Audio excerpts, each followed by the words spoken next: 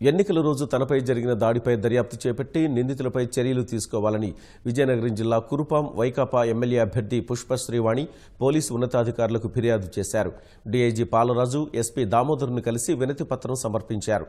Polling రోజున తనపై దాడికి పాల్పడితే పోలీసులు ఇంతవరకు చర్యలు తీసుకోకపోవడంపై ఆవేదన వ్యక్తం చేశారు. దాడి దృశ్యాల ఆధారంగా నిందితుల్ని అరెస్టు చేయాలని కోరారు.